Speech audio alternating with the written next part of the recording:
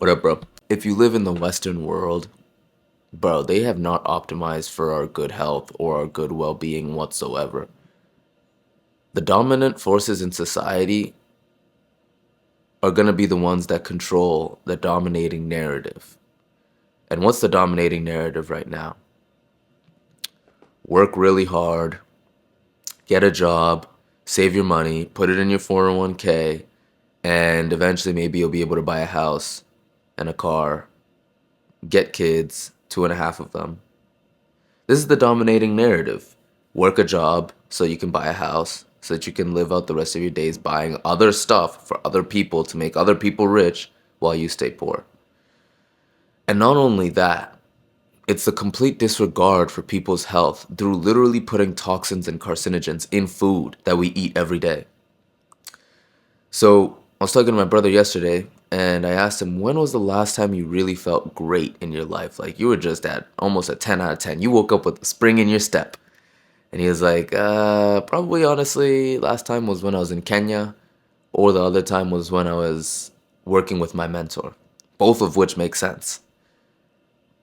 And so when I think about it, every time I leave the US, I tend to feel way better. I almost start glowing. But the difference is when I have money and I'm in the US, I can actually optimize for a good life. When I don't have money and I'm in the US, the life that I get is whoa. It's full of trying to escape that life instead of creating a better life. And now, this is the part where I have to take responsibility though, because only I got myself here. I wouldn't say, oh, it's because of the US that I'm like this, but that can make it a whole lot worse. You see, when I go to Kenya and I see the people that are struggling there, one thing I notice is that they don't have this look of despair that people in America have, where more than half of the population is on a prescription drug. How is that living? How is that life? You eat food that makes you sick, so you can spend time at the doctor's office waiting, and then you get seen by the doctor. The doctor prescribes you medicine. The medicine works for a little while, but the reality is it doesn't cure you. All it does is lower the symptoms, so eventually you're going to need some more medicine. So that's prescription number 2, and then 3 isn't far away, and next thing you know, you're on your deathbed with 10 pill bottles. This is the life that they want for everybody. The United States GDP for healthcare is about 17% of the entire GDP. That means of all of the money that's made, everything that we produce, almost a fifth of it is going to healthcare. And now you might say, well, if the healthcare GDP is going up, then it's a good thing because the healthcare industry is growing. But what is that a reflection of? Sick people. People are sick. They don't feel well. Here's the thing. I used to think it's possible that I get addicted to drugs easily. I could get addicted to anything.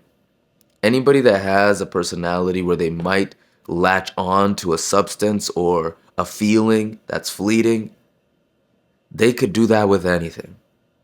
It's not the substance that's addictive. It's not the behavior that's addictive. It's the person that's more likely to become addicted. This is what Dr. Gabor Mate says.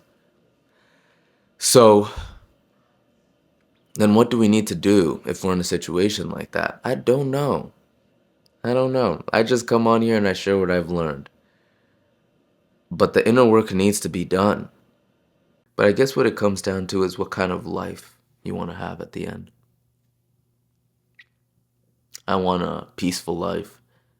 I want a life where I can reflect and see that any mistakes that I made actually had the seed of my future success in it.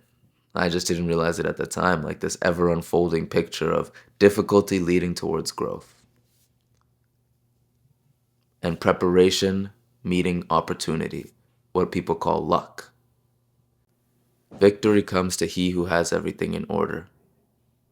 Luck, as people call it. Get your stuff in order. That is my message to myself. Is to get my stuff in order because I don't have it. yet, but I'm working on it. So don't wish it was easier.